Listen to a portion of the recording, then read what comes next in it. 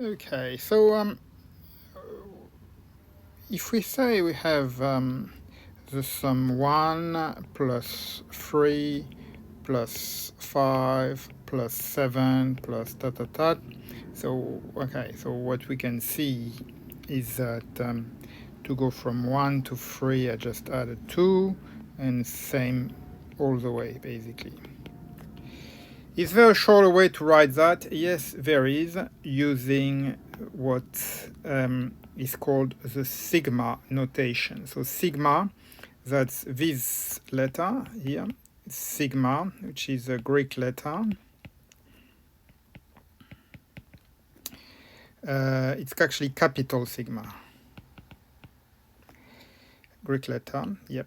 And so what it is that we start at the value k, where k starts at 1. And then, but we want to show that we are only adding, actually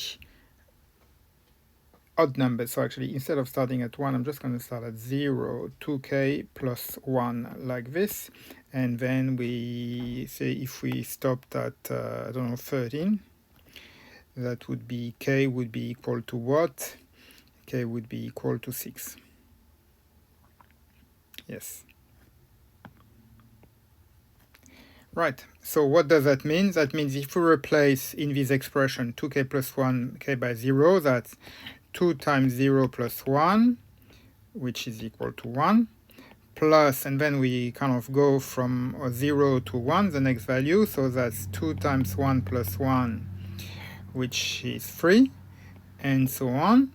And so what we can see is that the 1 corresponds to this value, the 3 corresponds to this value, and so on.